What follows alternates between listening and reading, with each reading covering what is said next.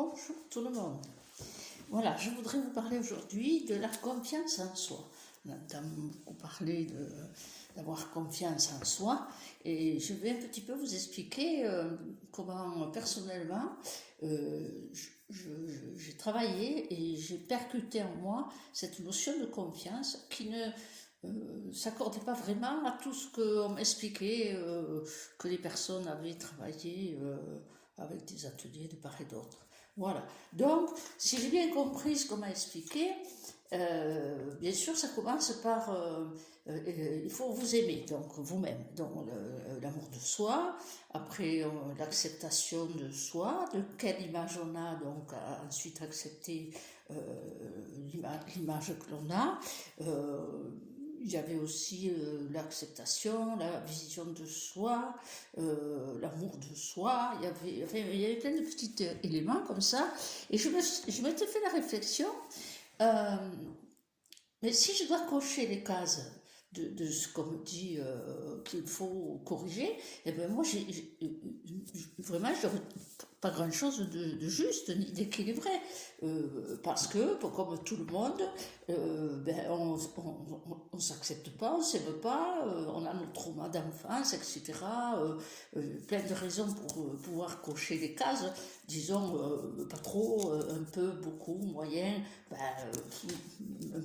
un peu moyen, pas terrible, quoi. Donc, cet équilibre que je sentais en moi, cette confiance, je me suis dit, mais ça se base pas vraiment sur la personnalité intégrée. Je ne sais pas si je me fais comprendre. Après, la personnalité intégrée dans tout ce qu'elle a vécu, de ses propres traumas, de ses propres chemins, et la personnalité qui s'est, qui s'est érigée en soi, et qui fait que c'est difficile pour beaucoup de dire oui, moi je m'aime. Oui, je m'accepte, oui, j'ai une belle image de moi. Moi je dis non, c'est pas vrai. C'est pas vrai au fond de moi, par rapport à moi, je parle que de moi.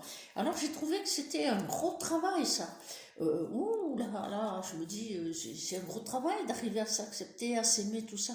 Il y a du boulot, quoi. Et c'est pas ce que je ressentais à l'intérieur de moi dans le rapport à la confiance en soi. La confiance en soi. Alors je me suis dit, mais quel soi? C'est le petit moi, le grand moi, le petit soi, soyons pas présomptueux, le grand soi, il faut bosser encore. Donc, je réfléchis, j'ai dit, ça me paraît un parcours difficile, laborieux, compliqué, que j'avais pas envie de faire, sincèrement, un peu... je trouvais que c'était un peu pour moi, je parle que pour moi. Pour certains, ça marche très très bien. Donc pour moi, c'était tracassou du cerveau à essayer de corriger tout ça et que je ne le sentais pas vibratoirement.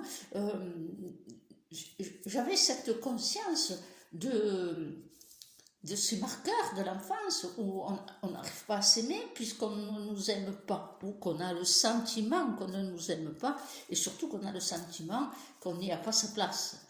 Donc, si on n'a pas sa place, on ne peut pas l'aimer. Donc, on ne va pas aller épiloguer ça. On a les raisons qui ont été celles qui sont, ne nous a pas empêché de grandir et de se retrouver à l'âge adulte un peu bancal, mais quand même là.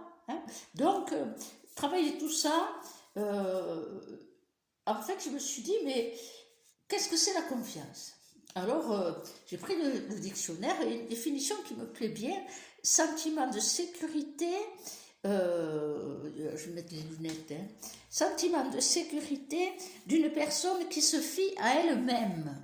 Ah, là, oui, si je dois exprimer la confiance qui est en moi, alors ceux qui me connaissent savent la stabilité qui m'habite face aux événements. Ça n'empêche pas mes émotions, mais elles sont maîtrisées. Et j'ai dit, mais c'est toujours pareil, c'est cet équilibre, cette stabilité dans la loi de l'équilibre qui est en moi. Donc, réécoutez les vidéos où je vous parle de l'équilibre, centrage, ancrage et loi de l'équilibre. Eh bien, cette confiance en soi, Dans le mot soi, moi j'y mets le soi, c'est-à-dire mon intégrité intérieure, ce que je sais que je suis dans mon être, dans mon équité et dans, disons, dans mes valeurs intrinsèques et qui sont liées, intimement liées pour moi, à ce qu'on on appelle ma foi, hein, la foi, mais la foi, c'est pas, comment dire, c'est pas dogmatique, c'est, quand on a vécu sur le chemin beaucoup d'expériences assez stupéfiantes, euh, on se rend compte qu'il y a des forces invisibles, hein, peu importe le nom qu'on leur met, et que ces forces invisibles, c'est un appui. Alors, elles se développent très fort quand on aide les autres, hein, il faut dire, vous aurez 10 fois plus de force pour aider quelqu'un par affection, par votre cœur, par votre nature de cœur, que vous en aurez pour vous. Hein. Ça se voit par exemple, on donne un coup de main pour le déménagement, pour une amie et des amis, et là on développe beaucoup d'efforts, dans le plaisir en plus, même si c'est fatigant, dans la joie de participer, et on le fait dans une dynamique différente que tout simplement on a une pièce rangée chez soi, hein, et qu'on commence et qu'on abandonne très vite. Donc on a cette intégrité naturelle du lien, qu'il soit affectueux, social, avec l'autre, dans notre moderne, quel que soit l'autre, c'est notre tribu, hein, notre tribu humaine. Eh bien, on a ce sentiment d'appartenance et qui se réveille dans la simplicité de l'aide à l'autre qui est quand même dans notre vie, hein, ou dans le bénévolat, hein, voilà. Je ne dis pas la vie personnelle, mais comment la vie sociale. Donc, cette acceptation, si on pourrait dire ce mot acceptation de soi, c'est le soi et cette nature que nous avons plus ou moins, hein, généreuse, affectueuse, sensible, et ce soi-là, eh bien, il est directement lié à la source. Je vous ai parlé de la source, cette espèce de creuset d'amour. Eh bien, ça construit un être dans son intériorité. Et là, vous trouvez votre équité, votre équilibre. Et la confiance en soi, pour moi, elle est cela. Alors, bien sûr, ça n'empêche pas d'aller essayer de travailler sur s'accepter, s'aimer. Mais personnellement, mon chemin, il m'a prouvé que l'acceptation et commencer à s'aimer. Ça s'est fait petit à petit par tout ce chemin qui m'a tant donné à aider les autres. Ça, c'est mon cas. C'est pas le cas de tout le monde. Hein. C'est mon cas parce que l'équilibre entre l'ego et le cœur, il est constamment remis en question. Je dis pas que j'en ai pas l'ego, c'est pas vrai, c'est mon mari qui en profite le plus. Et donc, cette équité que vous avez en vous, cet équilibre extraordinaire que vous avez dès l'instant où vous vous posez dans cette intériorité qu'on va appeler le petit soi, hein, eh bien, c'est la loi de l'équilibre qui se met instantanément. Cette confiance en soi, elle met ce que je vais appeler un aplomb. Alors, dans le sens... comment dire, pas dans le sens j'ai de l'aplomb, oh là, non, dans le sens un aplomb, ça fixe votre centrage et votre ancrage, surtout votre ancrage.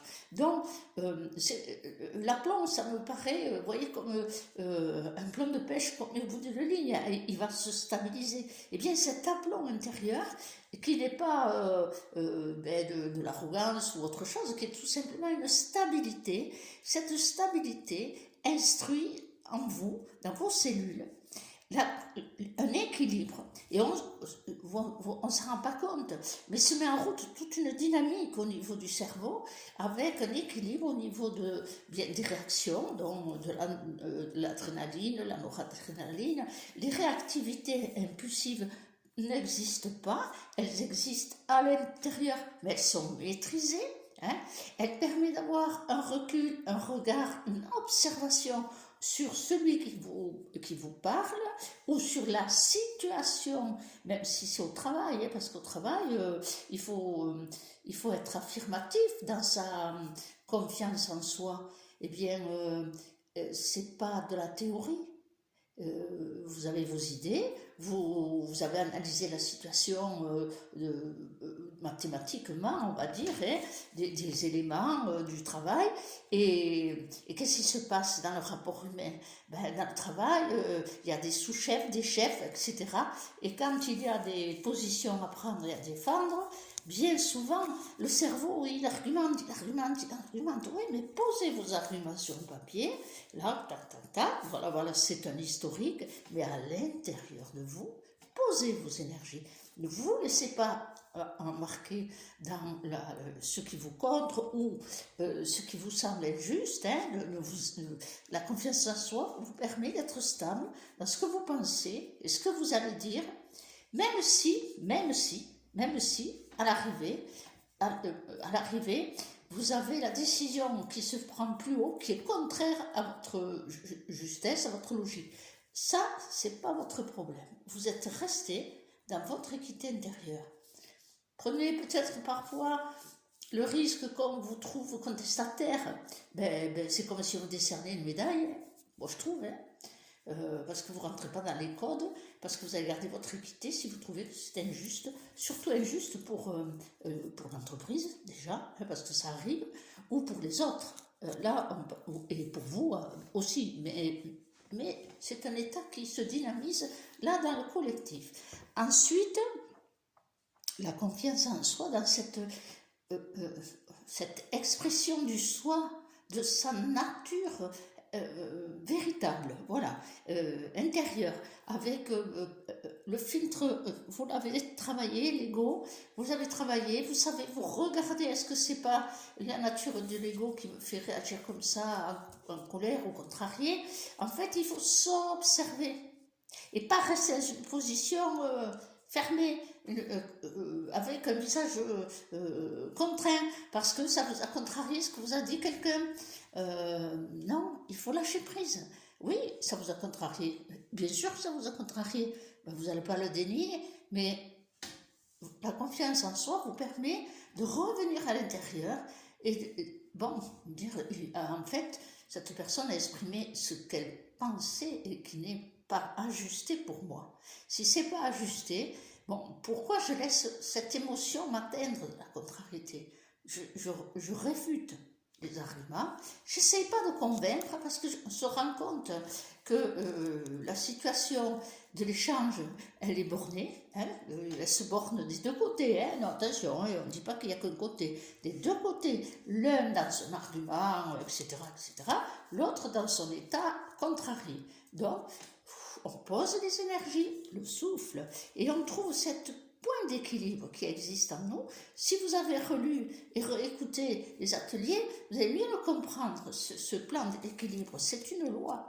Et lorsque vous êtes dans l'instant T de cet équilibre, quelle que soit la situation que vous avez, la confiance en vous va poser vos énergies, va les mettre d'aplomb. Alors là, d'aplomb, on peut comprendre le niveau du bâtiment. Quand c'est d'aplomb, la bulle, elle est bien au milieu. Hein, je vous donne des images simples, mais ça, énergétiquement, c'est les effets que ça me fait. Et si les images arrivent, c'est qu'elles sont bonnes, parce que elles arrivent à l'instant, là, et je vous le dis parce que je viens de voir le niveau. Donc, ça veut dire que là, si vous êtes de niveau, que ça soit dans un sens, le mouvement que fait l'autre, ou que ça soit dans votre intérieur, vous sentirez immédiatement le décalage. Alors on peut dire qu'il y a un certain petit décalage qu'on accepte, mais pas trop. Parfois on accepte parce qu'on aime la personne qui est en face. Voilà, c'est ni plus ni moins une question d'affection, de cœur. Donc, la confiance en soi, pour moi, elle n'implique pas, je parle personnellement, ni m'accepter de ce que je suis, ce que je représente, qui je suis. je tricherais de dire oui, oui, je m'aime, oui, oui, j'aime la vision de moi. C'est pas vrai, parce que depuis mon enfance, je ne m'acceptais pas. C'est pas vrai, je croyais que je voulais être un garçon, hein, de toute manière. Mais bon, peu importe. La confiance en soi et l'amour de soi, il y a toujours cette petite nature contrariante en nous qui met en route l'autocritique. Donc, difficile d'arriver, oui, à dépasser, oui, oui, je m'accepte, formidable, je m'aime, etc., etc. Qu'est-ce que je voulais vous dire d'autre là-dessus? Donc, développer cet état vibratoire de confiance, oui, et immédiatement, petit à petit, de plus en plus, vous allez dynamiser le rire de soi. Ça, c'est un outil extraordinaire parce qu'il met en route de la sérotonine. Et donc, la molécule du plaisir, du bonheur, ou je ne sais plus comment on l'appelle, eh bien, c'est un mouvement chimique, hein, c'est véritablement un mouvement chimique qui va irradier vos cellules, et la cellule, elle est simple. Si on lui met une information positive, elle rayonne, hein, et si elle met une négative, bien, sclérose presque. Donc, c'est des mouvements d'énergie, toutes les molécules et les cellules communiquent entre elles, et dites-vous que là où vous avez fait un petit effort de rire de la situation, eh bien vos cellules vont faire, elles, un grand mouvement. Alors, si vous avez la difficulté à rire, bon, en plus, si on voit le schéma aujourd'hui, quand on s'y laisse emporter, eh ben, on ne va pas rire de grand-chose. Hein, on va faire un sourire contraint. Non, il faut arriver à rire, parce que le rire est l'ami de la joie, et la joie, eh bien, c'est une dynamique extraordinaire. Il faut arriver à... Alors, si on a une difficulté à rire, s'il y a des ateliers du rire pas loin de chez vous, faites-les. Je ne sais pas comment ça se passe, mais il paraît que c'est formidable. Et moi, je trouve que c'est très positif, parce que vous savez, qu'est-ce qui a aidé l'être dans son évolution à ne pas, si on réfléchit, hein, à ne pas sombrer, hein, des époques difficiles? D'abord, c'était la communauté. Hein, c'est-à-dire, quelque part, les gens, c'était un état tribal, tribu qui restait en nous, et les gens étaient en communauté. C'était difficile. Alors, il y a des régions très très marquées je me rappelle les premières fois que je suis allée dans le Haut-Doubs, j'étais stupéfaite, énergétiquement j'entends, hein, pas l'histoire des gens. J'ai été stupéfaite de ressentir cette fraternité féminine. Et déjà, dans le Doubs, je l'avais senti, mais quand je suis arrivée dans le Haut-Doubs, ça m'a impacté encore plus, et j'ai compris, un pays rude, un pays dur, les hommes étaient durs, vos parents, vos grands-parents, vos arrière-grands-parents, quel courage, et puis ça avait développé des hommes durs. Et les femmes, elles se réunissaient entre elles. Ça ne veut pas dire qu'elles s'aimaient, c'est pas vrai. Ça a toujours été la critique, la jalousie, l'envie, mais ça, c'était un petit peu mis de côté pour pouvoir affronter les éléments difficiles des climats, hein, déjà, de la vie, et la dureté des hommes qui étaient obligatoirement durs, parce que le schéma de vie était très dur. Ils avaient les ours, les loups, enfin, il faut aller dans le Haut-Doubs pour se rendre compte, et la force que ça a donné à ces femmes. Et, un jour, j'ai trouvé une dame sur un banc, Montbéliard, et elle m'a dit, je ne suis pas d'ici, je ne m'y fais pas. Les gens sont en distance. Je dis, non, madame, ils ne sont pas en distance. Parlez-leur, ils ne s'avanceront pas vers vous.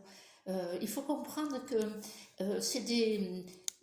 bon, vous parlez d'association, je suppose. Oui, c'est ça. Je n'ai pas pu m'intégrer. Non, je dis, c'est vous qui avez... Vous attendiez autre chose, et en fait, vous avez eu une mauvaise image. Ce sont des femmes très fortes, très dignes, mais qui ont connu des choses, la peur aussi, et donc elles ne s'avanceront pas comme ça, mais très généreuses de cœur et très fidèles.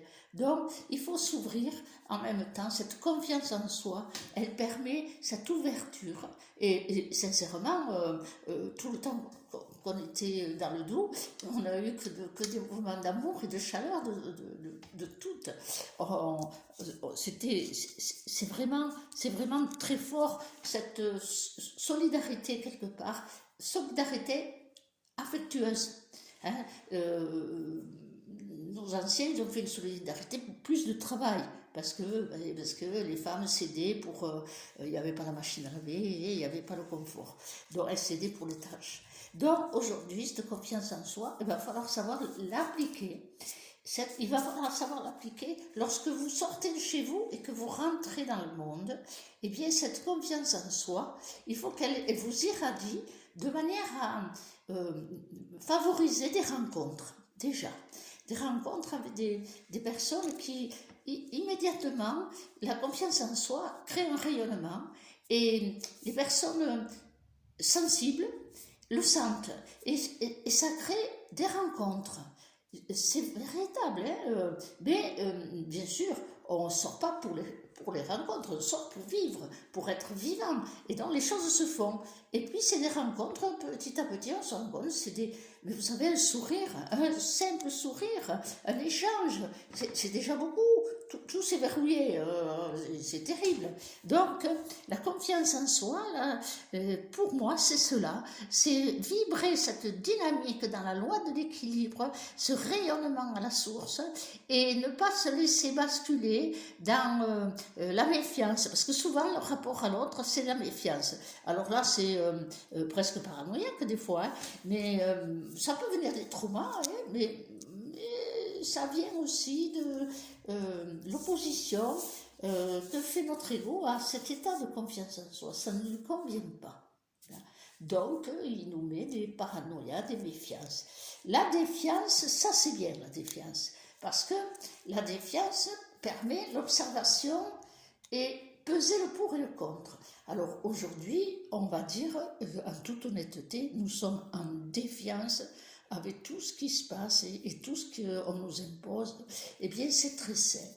Ça ne veut pas dire que vous le rejetez, ça veut dire que vous l'analysez, mais vous restez dans votre quant à soi, hein, le fameux quant à soi qui est un espace où la confiance en soi s'épanouit.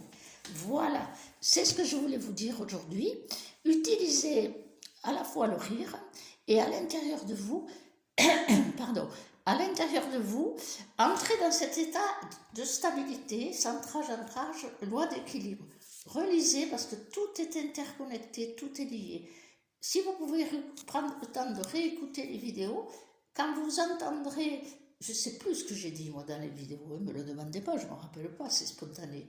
Eh bien, quand vous les écouterez, l'espace où vous trouvez que ça résonne dans la confiance en soi du sujet d'aujourd'hui, eh bien, ça vous imprégnera la compréhension encore plus. Voilà, ça fera des petites soirées comme les anciens dans le temps. Pourquoi vous ne vous réunissez pas, ceux qui se connaissent, et faire un petit goûter, puis prendre une vidéo, l'écouter ensemble, couper quand il y a un élément qui vous avez envie de discuter, ça fera comme l'éveillé d'autrefois. Une idée comme ça en passant, pourquoi pas? Pourquoi pas? Des petits goûters comme ça serait sympa, ça rassemblerait, ça réunirait dans une fraternité, une solidité, ce que j'appelle un peu l'esprit tribu. Hein, c'est-à-dire que si la tribu ne se réunissait pas pour faire, une fois que les hommes avaient tué les bêtes, hein, pour travailler les peaux, pour faire à manger, pour faire le feu, ben, on ne serait pas là. Voilà. Alors, la confiance en soi, c'est un état intérieur qui est intimement lié à la source, par la conséquence de la source plutôt, et dans la loi de l'équilibre avec centrage, ancrage. Et ça me rappelle, pour vous donner un petit exemple humoristique, ça me rappelle des années en arrière, J'avais un petit bar à côté de chez moi, et puis un jour j'y vais pour boire le café, j'ouvre la porte, et il y avait les 10 messieurs de l'entreprise qui avait dans la rue photographique, entreprise photographique, qui étaient assis, et à l'instant où j'ouvre la porte, je rentre, un silence et 10 têtes tournées vers moi. Alors je me suis arrêtée, j'ai regardé derrière moi, je me suis retournée et je leur ai dit pourquoi j'ai un bouton sur le nez. Et ils se sont mis à rire, à éclater de rire. Plaf, l'instant un peu de gêne ou qui aurait pu être de fermeture ou de, comment dire, de vexation, pour certains, je ne viendrai plus dans ce bar, est passé. Et même le patron, sa femme était timide, il a été lui dire, ah, mais c'est pas toi qui as réagi comme ça. Et bien, je lui dis, non, mais ça va pas. C'est la nature de la confiance en soi qui s'est exprimée. C'était rigolo et ça permet d'aborder les situations avec cet état d'observation et mettre l'humour dans la situation. Voilà, à très bientôt.